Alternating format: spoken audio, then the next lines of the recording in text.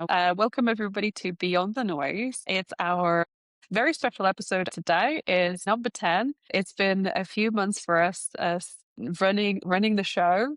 So it's a very exciting milestone, I think. How do you feel, Khurshid? I feel great. I feel great. And since our last episode, Anastasia has moved continents. So right now you're based in Canada. Lots of changes on our side as well. And we have a very good special guest today. So I'm really excited. Absolutely. Today we're joined by Derek O'Riordan, an educator of more than 20 years and a founder of Ascended Fitness.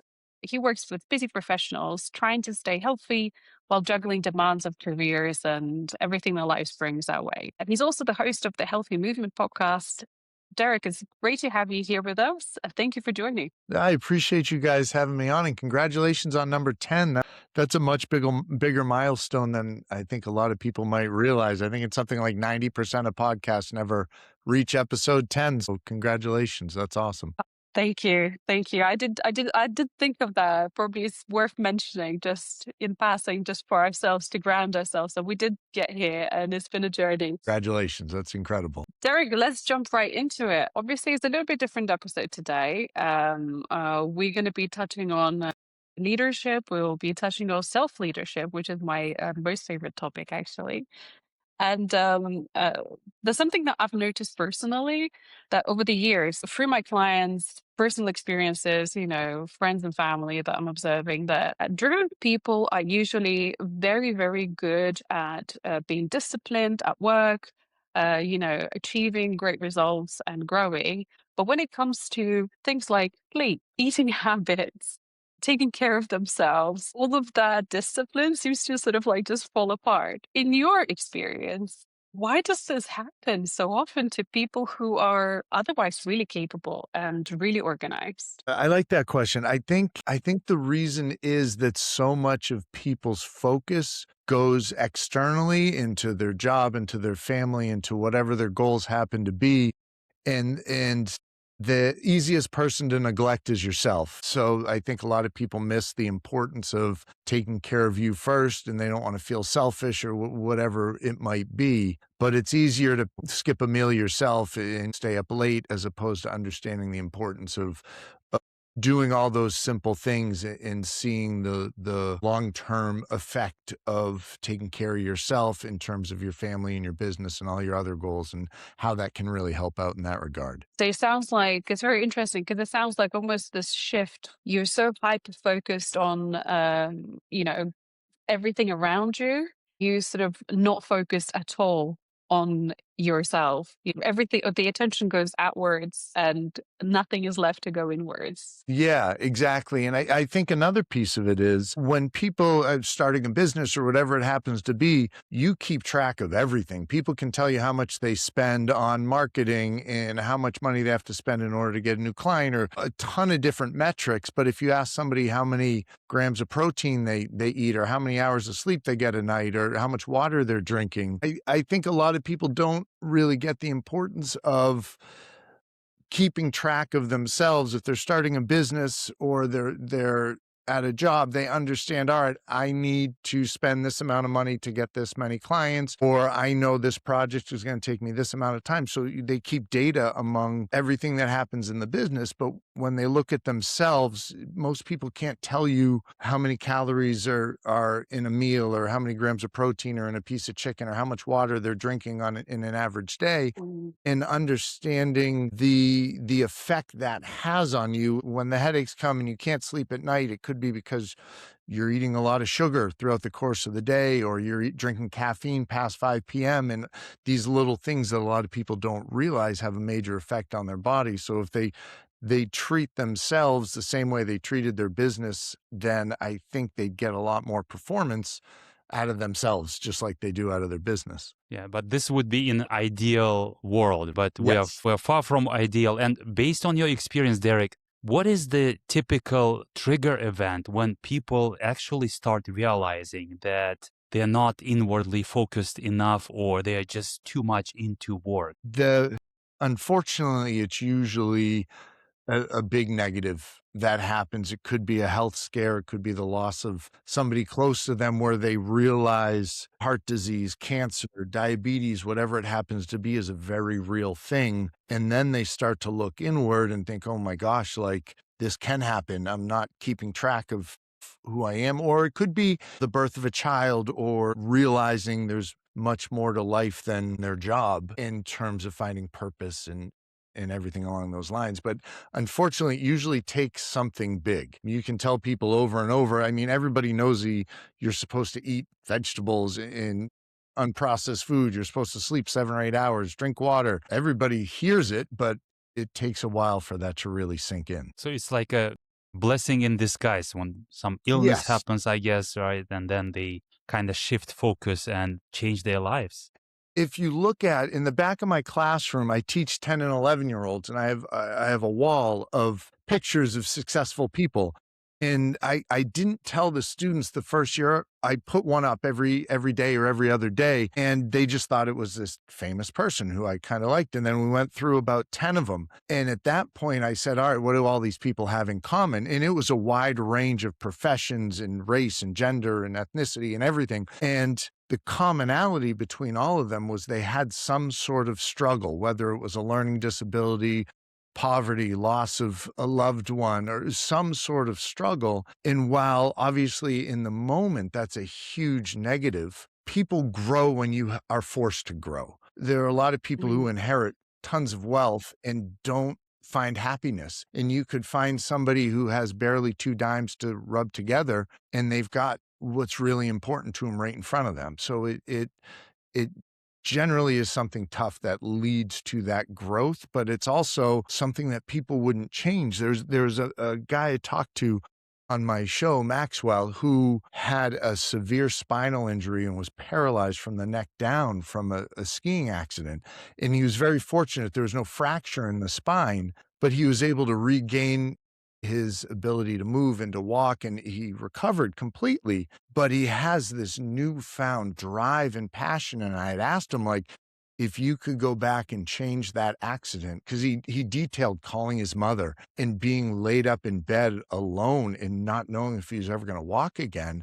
And I asked him if he would ever change that. He said, absolutely not. Like, it made me grow into the person I am today. So yeah, those things are terrible, but they're also that's where people grow a lot of times. I wonder whether it's possible to tell people who don't have that experience. I mean, you don't have to have, hopefully, that experience, right? Yeah. To start doing something different about your health, about, yourself, your body, your mind. If you could sum it up in 1 or 2 sentences to make them think, maybe, what would that be? I think the easiest way is to 1 or 2 sentences is tough, but I Okay, think I'll a give you good four sentences. I think the best way to do it is to find different ways to show gratitude and appreciation for what you have and for the people in your life. And when you can take a minute to show other people you care, or to try and make other people happy, or to spread kindness to other people, you can see that positive effect on them. And it's easier to internalize that yourself, I feel like, at that point, without the need to go through something horrible. And I'm not saying that is the only way to become successful is to go through struggle, but I think the biggest thing is to try to shower people with kindness and give them as much as you can, and you definitely get a lot internally yourself from something like that. Yeah. And it kind of resonates with our podcast as well, because we are all about slowing down, being in present. And when we're in a very hectic environment, it's hard to do that, but we have Mm. to, right? We have to stop, look, and be grateful and help other people, shower them with good words, maybe even that would be enough. And this is something we cover from different angles, and thank you for bringing this up, Derek. I have a personal question. You have been on this journey of Absolutely. staying fit, looking after yourself, pushing yourself for over 2 decades. What helps you personally to show up every time and don't get sucked in? And maybe you do get sucked in into the rut of it, and you sort of like skip a workout and you don't I do the best that you can. I definitely get sucked into it. I wish I could say I was I was dialed in every day and that's the way it is, but it's like that's not realistic and that's not going to be the way it is. And I think I've gotten to the point in my life where I understand that I'm not going to be perfect every day. I'm gonna not every week. It's something where you have to be able to forgive yourself mishaps and understand, all right, this is the anomaly. This is not the norm. I messed up or not even messed up. Like I had an off day. I had an off week. It happens. I know where I need to go. I know what I need to do and I'm going to get back on track. I think the biggest thing for me though, is knowing I've done it before. Once you get that first win, it doesn't matter what happens going forward because I know I've done it before and I have the knowledge, I have the understanding, and I've had the work ethic, the discipline. And a friend of mine asked me the other day because we were talking about going to the gym and every morning, like I haven't missed a day getting up and going for a walk or going to the gym and it maybe once every 6 months I'll miss a day. And they asked me like, is it because you know that that's what you need to be healthy and that's what you need to be to live a long life? And I was like, to be honest, no, it's just who I've become over the years. Like that's just me now. And that's part of my life and I enjoy it. And I know the benefits of it, but I don't feel right if I don't get up and exercise in some way. It's just, well, it'd be like going to bed without brushing my teeth. Like I can't do that either. I'd feel disgusting. So it's, and it's different for everybody. If you don't brush your teeth, I'm not calling you disgusting. I hope that didn't come out like that. But I'm just saying it's just ingrained into that's just part of who I It's am your now. identity. Yeah? It's Yes. part of your identity. Yeah. Yeah. So I think that was a big piece of it for me. I think also what's interesting is that is the showing you've showed yourself that you can do it. And then any voice that you have in your head that says otherwise, you have a proof for it. We all have these a negative bias, people call it, or something, like a little voice that tells you, oh, you can't make it, why are you even doing this? But that little voice gets quieter and quieter when you can turn around and say, look, but I have a proof that I can. You can't tell me Yeah. that I cannot anymore. And uh, is the perception change in your mind. And something I've heard before, I'm not sure if you've heard of it before as well. When people starting out, sometimes there's even phrasing how you approach things could be helpful. You said about the going out, going for walks, being active became part of your identity, and this is who you are. You are Derek, and you're active every day as much as you can. And I've heard of this where you rephrase it and reframe it, saying to yourself, I'm eating healthily now. I no longer, let's Yeah. say, if me, Anastasia, I will make better choices for myself now. And even that, although you don't have a proof yet, could lead you closer to that because you will shift that monologue inside saying, oh, it's not a restriction, it's not some hardship that I'm trying to, like I have to go to the gym. I'm going to the gym now. It's part of me now. How do you see the mental Yes. Yeah. aspect of this?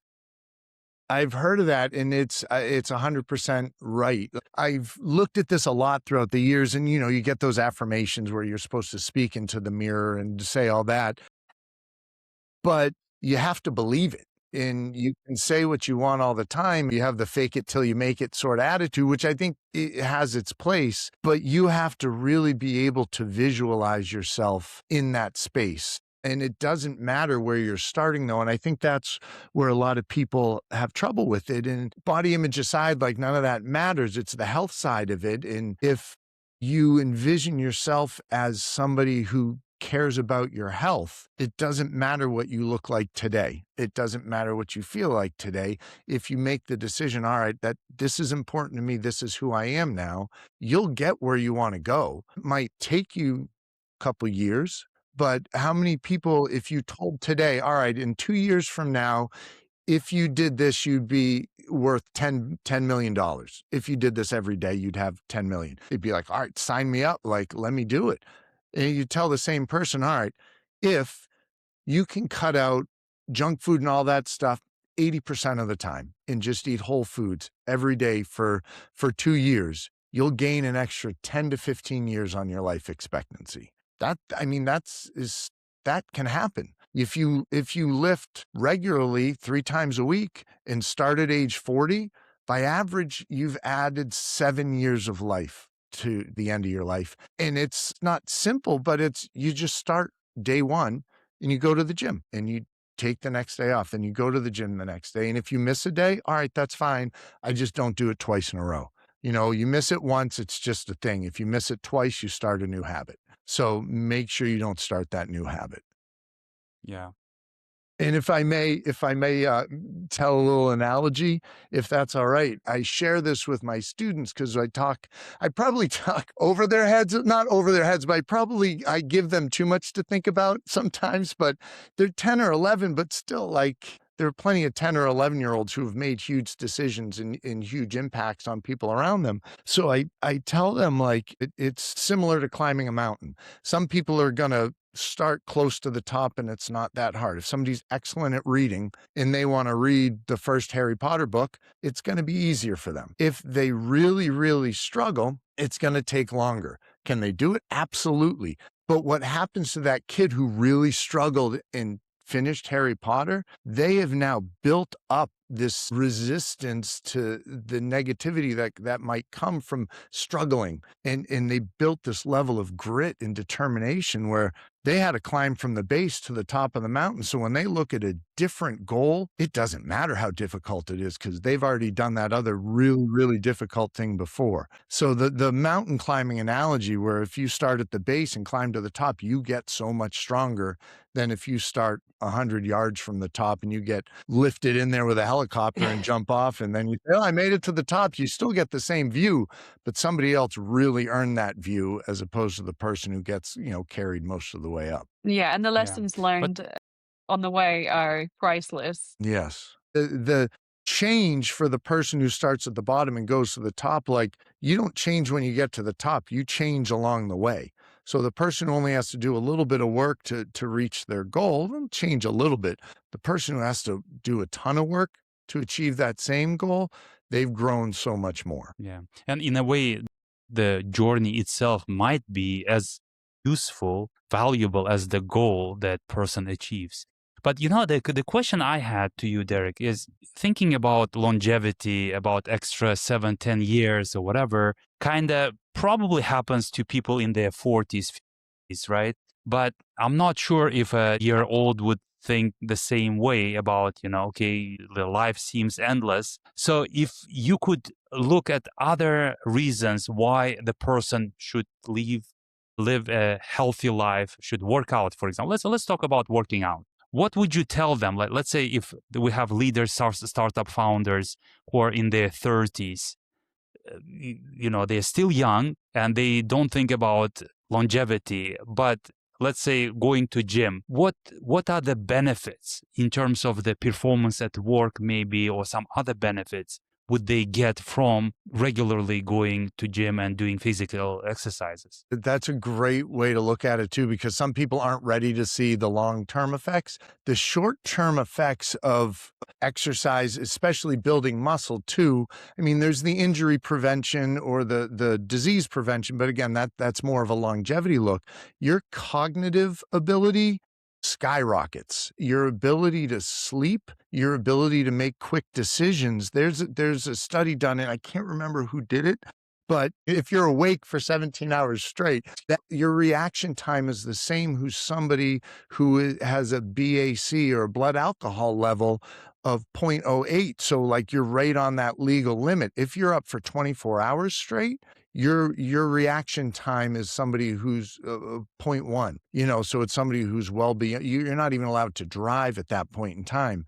So these people who have trouble, who don't work out, who don't exercise, the sleep is not what it should be. The muscle, the blood flow, like to the brain itself, is not what it should be. Your oxygen levels, which also affect the brain, is not what it should be. If you're eating constantly, your body is in this constant state of digesting food. We don't need to eat all the time. If we were eating in a 6-hour window with an 18-hour window where we're not eating, your body begins to get into a level of ketosis, and autophagy kicks in where it cleans out the old cells, and then your brain runs better on ketones, which is only developed when you're not in that constant fed state. And your human growth hormones are at their highest when you're not eating, when you're in a fasted state. So these things added to the development of muscle, cognitively, there's such an improvement. And you're able to sleep, your mood goes up, and you honestly you feel better too. You tend to look better as well, which I think the last thing people should really focus on, because that doesn't really last. But cognitively, your reaction time, your ability to process information and think on your feet goes way up the more you do So resistance training. yeah, so one would be more efficient at work in terms of mental ability, cognitive ability, right? Absolutely, yeah. Yeah. Yes. And it's not a difficult thing to get in the habit of once you go. I know a lot of people have the nervousness of starting to exercise, and they see gyms as a scary place to go if you've never gone. It doesn't even have to be going to a gym necessarily. It could just be getting outside and going for a walk. That will help with your cortisol levels if you get up within the first half hour of waking. If you get sunlight on your face, it helps with your circadian rhythms, and you actually sleep better the next night when you go to bed. Like there are a lot of benefits to this. And it kind of all weaves together. You can't just go and exercise and lift weights and then eat garbage all day and stay up all night. You're not going to see the benefits of that. So it's kind of, it all works together, but you got to start with one thing. You're not going to change 4, 5, 6 things all at once. So it's understanding it's a process, and baby steps. Every now and then you just add a little something new once you build the habits. But that's I It's okay. think it's I think we can only get away with the bad habit side of things, eating junk, is when we are super young, when these things don't really matter or affect us for some reason. But when we get into our late 20s, 30s, I think focus on habits should be number one. And like you said, introducing little things and not scaring yourself maybe away with the big things, not saying that, oh, now I'm going to change my whole life. And I mean, you can still do Yeah. that. But a lot of the You can time it's try, scary. it's yeah, and it's tough you can't create 6 or 7 new habits all at once and hope to Mm. be successful. I'm not saying it's impossible, but to likelihood of success is much lower than if you pick one thing, and it doesn't have to be a big thing. If somebody's trying to go to the gym for the first time, aim for 3 times a week, and you could just walk into the gym for 5 minutes and then leave. If you wanted to do that for 2 weeks and try to get in the habit of actually going, and then the next 2 weeks, you stay for 10 minutes. And before you know it, you'll get there and you'll be, 30, 45 minutes. And that's in the end, all you really need if you're focused, but it's building those habits and becoming that person that's what it is, that's what you do, I think makes a huge difference. Yeah, makes sense. I remember when I first went to gym last year and after a very long period, and it did feel intimidating in the beginning, but thank God I kind of overcame that fear, and maybe not fear, but this uneasy feeling. And now I'm going there regularly. So, but coming to your point, it all started with me with walking. And buying a smartwatch was a very good decision. And then I started tracking, and then I ended up in gym somehow. So yeah, I mean, small steps, I guess I can attest to that. They can bring very good results. And I do have to say one thing about the gym community, that it can be a very intimidating place, especially when you see people who've been lifting weights for 15, 20 years and they're massive. They want to help. If you went up to, I would say 99% of the people at the gym and you said, listen, I don't know how to do this exercise, can you help me? They would be ecstatic to show you. And every time you're there, they would be excited to see you there. People want to see you succeed and do well. It's just anything you're good at, you want to help people and you want to share that skill with people. How many times do you know a conversation topic you can get somebody on and they're going to talk for a half hour straight on whatever it happens to be? It's something they're passionate about. You can look at somebody and see if they're passionate about going to the gym. Muscle is one of the few things, aside from steroids, that you can't buy. Like, you can buy so many different things in the world. You can't buy your health. So somebody who looks like they're in shape, has been taking care of themselves, they've put the discipline in, they've put the time in, they're consistent with it. Trust me, they want to help, they want to talk about it, they want to do what they can to see you succeed. I can attest to that because I've started going to the gym a few years back, and it was very intimidating for me. I think it's a bit more intimidating for women because I've Yes, noticed I not can that see that. many women lift weights. So when you do arrive to the gym, it's sort of like you are alone. And there's all these, men that, in their head with their headphones on, like just going through the motions. And without knowing of having experience of that, that definitely can be a little bit intimidating. But from my own experience, being on that side, being intimidated by it, people are incredibly kind and incredibly helpful.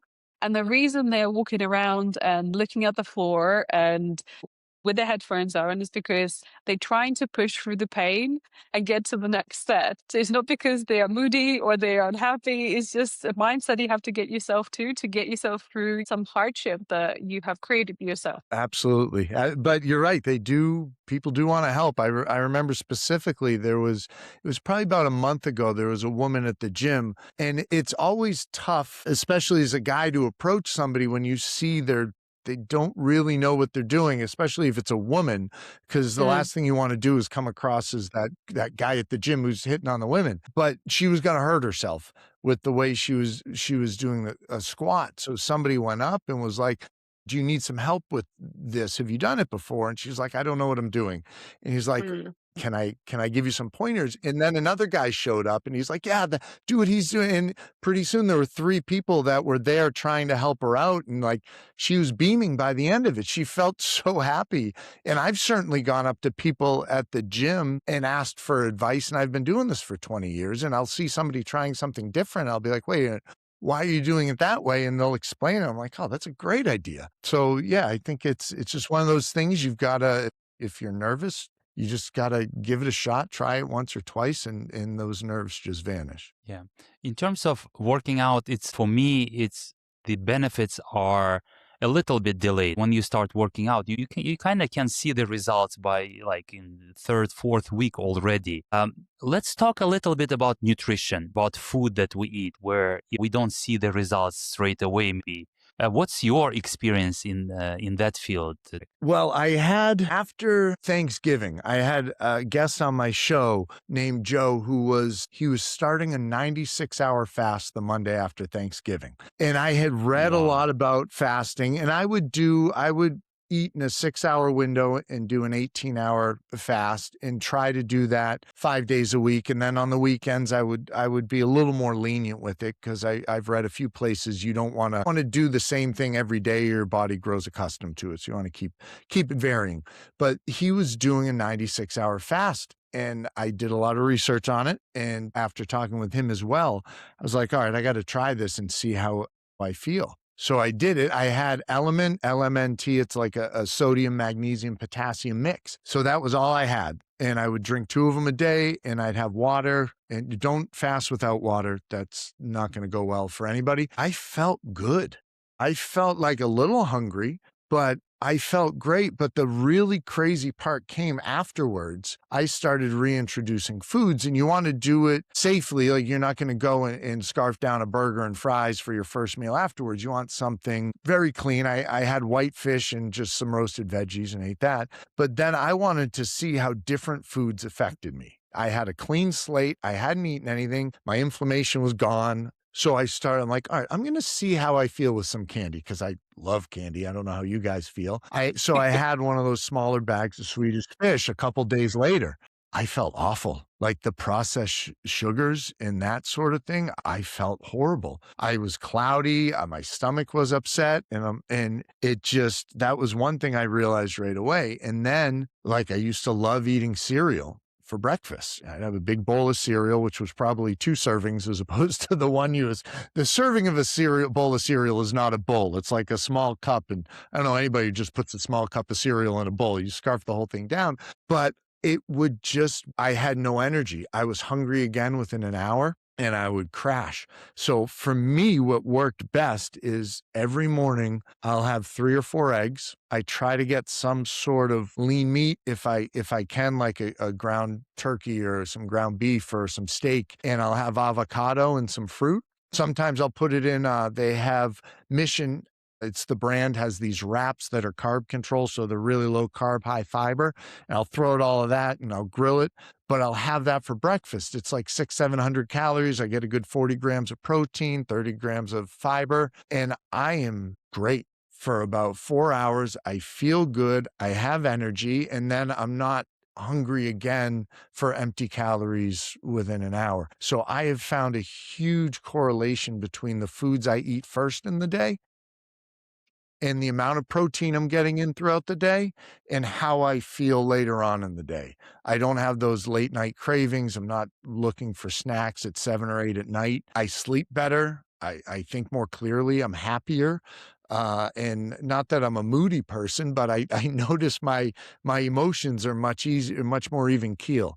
And one thing, Krishid, you had asked earlier about what are the benefits right now for exercising. If you're lining everything up well, your exercise, your nutrition, you're getting some sleep, you're drinking enough water, life throws things at you. There's nothing you can do about it. It's going to happen. How you handle that, if you are in a good state health-wise, your ability to handle the things life throws at you is so much better than if you're already tired, already malnourished, you haven't exercised in weeks. You're going to have a much harder time dealing with whatever comes up, work, family, whatever it happens to be. So the combination of all these things, eating well, exercising, water, sleep, is going to allow you to overcome these challenges that are coming. I wish they weren't, but that's life. They're No, coming definitely. at some point in time. Definitely. And I'm thinking, Derek, is because our podcast is for leaders, right? And leaders are responsible not only for themselves, but for the company, for the team they lead. And maybe another incentive for them to work out, eat healthy, sleep healthy is to be that role model for their team. And I bet when, other people, subordinates or people who work with the leader see the changes, I'm pretty sure some of them will pick up those good habits. Yes. I've even, a buddy of mine and I even help out every now and then. We'll go to companies and we'll set up challenges where it's not really a weight loss challenge because everybody's goals are different, but more of like a health challenge or a body composition challenge where you actually set it up. It's a 12-week period and everybody gets involved, and you can set it up into teams where you're kind of competing against each other, but not really, where you're just really supporting everybody, but you create, we talked about your individual identity. You create a cultural identity in that company or the business where it's just much healthier and people are happier. People work better. They're more productive. They don't, the day isn't as long. You don't have to work 8, 9, 10 o'clock at night. When you're cognitively so much more on the ball, you can do the same amount of work in less time. So you just, like you said, it will develop this culture of health but also productivity and success. Yeah. Have a little bit, maybe slightly uncomfortable question to ask, Go based for on it. what Go for it. Horseshit asked. It might not be popular and it might be not really fair, but when you see a professional and they look completely exhausted and they might even look really out of shape, part of me personally sometimes wonders if you can't take care of yourself, how are you managing everything else? And again, I know this is not always fair and there's different circumstances. People have health conditions, but I'm just curious to see how you see it. Is there connection between how somebody treats their body and how they show up in the rest of their life, let's say for their team, for their projects, and so on? I think there's a huge connection between the two. And I'm not saying somebody can't be a good boss or a good leader if they're not in great shape, but I feel like they could be an even better leader if they took care of themselves. And I can't stress enough body composition and image. Like I don't care about that. It's not important at all. When you take care of yourself, you look a certain way and your body changes into it. It's just the way it goes. But to have the discipline to take care of yourself, I think it rubs off on so many other aspects of your life. I don't know if either of you watch much American football, but there's a wide receiver by the name of DK Metcalf, phenomenal athlete. And he was on a podcast with Shannon Sharp. And DK Metcalf is known for eating horribly. Like he just mouths candy left and right. And he is one of the greatest athletes you'll ever see. And he was on the podcast, and Shannon Sharp had asked him, like, what do you think would happen? Because you're already so much better than 99% of the world if you actually ate correctly and tried even harder. And the guy was like, it works my way. I'm just going to do it my way. Where I look at him and he's talented, but he's never reached that level of purely elite. And I'm here. I am a third string tight end from a Division III college football program who barely played. So it's tough for me to talk, but I'm just looking from afar, knowing that this absolute specimen of a human being is capable of so much more. So yes, it's possible to be a good leader, to be in this level of success and not take care of yourself as well as you could. But if you did, you would just elevate yourself that much more. And it's hard for people under you who work for you, if they see you doing something, to not follow suit, like you said. If you have a leader who is very health conscious and makes sure they get enough sleep and sees his or her employees like, I don't want you here till 10 or 11 at night every night, you need to go home and get to sleep. It's important, and they set that precedent. I think that not only helps the health of everybody, but it also, you get across that sense of like, I care about you and I want to see you well and I want to see you healthy. And then you're much more likely to grow this community that's going to work together really, really well. I It's a don't know if great that point, answers your Eric. question at all, but I went off on a tangent a little bit there. I'm sorry. No, it makes sense. I'm wondering if you have any examples on a corporate level where companies, they focus on well-being, but not just mental well-being, but physical well-being of their employees, and they do it successfully. One I can think of, and I don't know the company that well. And well, we all know the company, Amazon. And regardless of how you feel about Jeff Bezos, if you look at him now compared to 20 years ago, he is in phenomenal shape and he is really taking his health really seriously. Same thing with someone like Zuckerberg. You can see, all right, he's getting bigger. He's much healthier. Even like Tom Brady, who I know he's leader of a football team, but he played till his mid and he could have kept going because he was so focused on the food that he took in and how he treated his body and his mind and everything, that it makes a big difference. And you'll start to realize, I wish I had more specifics besides Bezos and Zuckerberg. They're the first one that come to mind. But you'll start noticing the people who are really successful are the ones who take care of themselves as well as their business. Yeah, now I want to go do some research so I can get you some more specific examples of that. Most people listening are busy. They are maybe in that state where they feel like everything is too much. I have too much on my plate. They're most likely sleep deprived. They're most likely, high in sugar, carbs, and all sorts of stuff. Like they go through ups and downs of sugar crushing and rising. And when sometimes they think about getting healthy and they think about doing something, even going for the same walk, it may seem almost impossible in their minds to introduce that into their routine because they're already so behind and they feel like they're not on top of things. So what would be one thing that you would say that could be a good starting point? You mentioned a walk, but if people think, oh, I don't have time, walk sounds like a lot of time. What could they do? Like, let's say today, make their new routine to get them into this winning state where they feel like I can do this and I can do more, maybe. That's a good question. And I think I have a couple things, and maybe people can just grab one that kind of works for them. The walking more, if you plan your walks, like, I don't know how long people take for lunch in general, but a 10-minute walk after lunch, 10-minute walk after dinner, if you have phone calls and you can put headphones on and go for a slow walk, even around the building, and make those phone calls that way, that's going to make a huge difference. Don't park right next to the building. Park in the furthest spot away. Don't take the elevator, take the stairs. Simple things like that where it makes a difference. And Khurshid, you had mentioned you got a smartwatch. That is such a helpful device where you can look at your average steps. And mine right now, I've gotten in the habit. The gym I go to is a half mile from my house. So I get up, I'm usually up by like 4:15, 4:30, which I know is nuts. It's just works for me. And now I can't sleep past 5 anyway. So I've ruined that part of my life. But I get up, I walk to the gym, I do my workout, and then there's a 2.5 mile loop that goes right around a dam by my house, and I can see the sunrise, and it's gorgeous, and I come home. So I'm averaging quite a few steps every day. It's probably the 15 to 20,000 steps a day. It's taken me a long time to build the habits to get to that point. If you're starting off, put on a watch or keep your phone in your pocket for a week, just so you can see how many steps you walk each day. And then for the next week or 2 weeks, try to add 500 steps to it. That's it.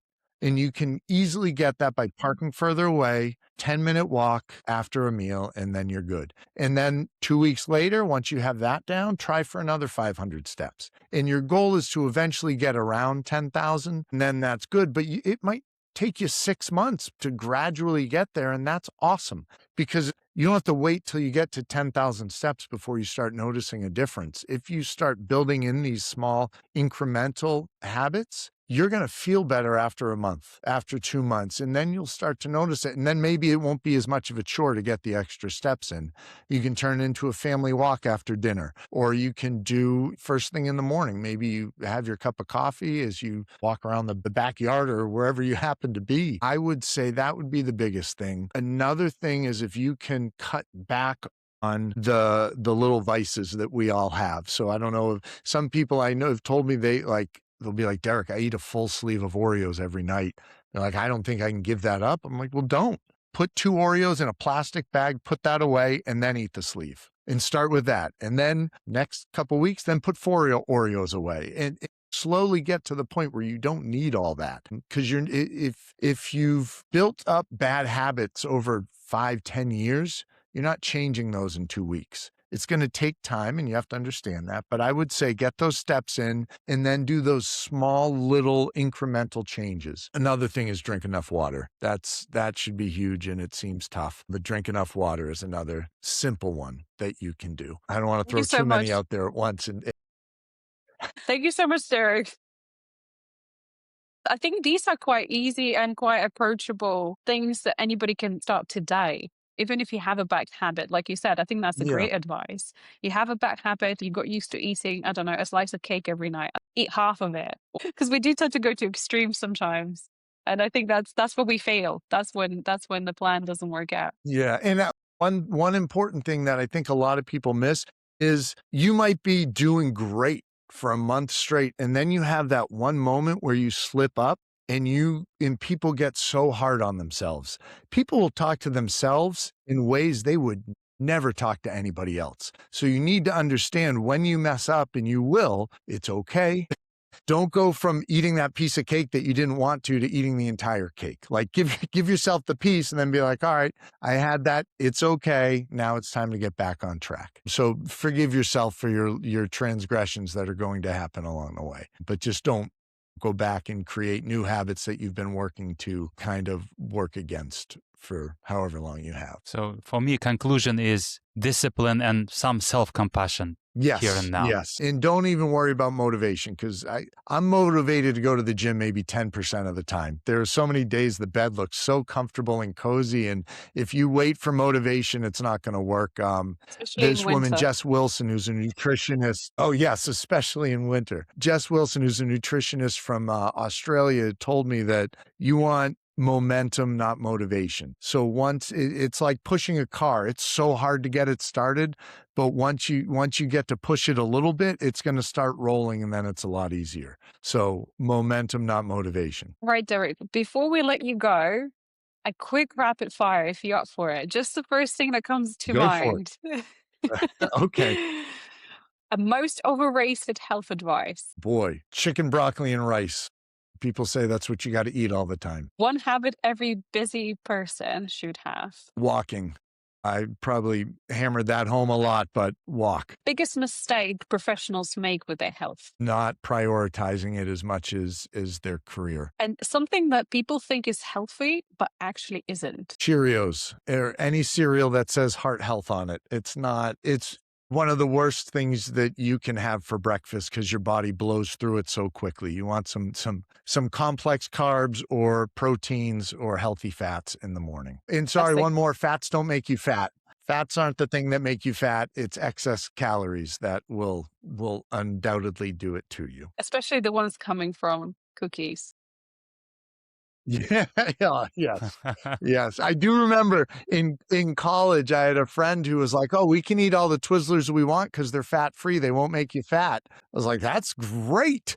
And then later on, you realize, wait a minute, that's not true. There's no fat in them, but you know, it's not good for you. So yeah, see, we all learn. We all start somewhere with our idiotic ideas, and then you kind of learn from there. That's great, Derek. Thank you so much for your time. Thank you so much for all the great advice. I think there's so many more topics that we can talk about. Fasting to start with and the workouts. But for now, we'll let you go. Absolutely. We'll be happy to have you back anytime. All right. One final thing I want to leave people with, if this is okay, do a 24-hour fast. Find a time like it seems a lot, Sunday night to a Monday night. And then introduce a food and see how you feel after eating it, whether it be like a candy or something like that. If you want to see how different foods affect you, that's probably the easiest way to see the positives and the negatives of certain things. So that's great advice. Would be a big proponent. Can I share my little story about 24-hour fast? Since I was a child, I never fasted, and I thought it's impossible for me to fast because when I wake up in the morning, I have to eat. It's just impossible for me not to eat. And my husband got me into, let's try this, let's do this. And firstly, I started with intermittent fasting, and that was really good. And then I thought, I'm ready, I'm going to do this. And it was very tough the first time. I did it in the end. But at the same time, I had feeling like I literally climbed Everest because I'd never been without food for 24 hours. And to me, doing this 24-hour fast was like this major achievement. I sort of rewired my brain a little bit, thinking, oh, actually, there's other possibilities. I can go without food for 24 hours. And then I started questioning many more things, like what else am I boxing myself into? Like I think, oh, it's impossible for me. So that's just my story. I like it, but that's a win. And now anytime you want to do it, you've done it before, or any other difficult thing, you'd be like, well, I did that fast, so I can give this a shot. So exactly. That's awesome. That's awesome. I'm pretty sure we'll be having more episodes with you, and where you can share all those wisdoms. I would be honored. Excellent. So thank you guys. Thank for you so much, me. And Derek. again, congratulations on 10 episodes. That's a big milestone, and something you guys should definitely be proud of and take a minute to really appreciate what you guys have accomplished so far. Thank you, Derek. And thank you for being our 10th guest, Derek. Thank you so much. We'll speak to you soon. Oh, sounds good.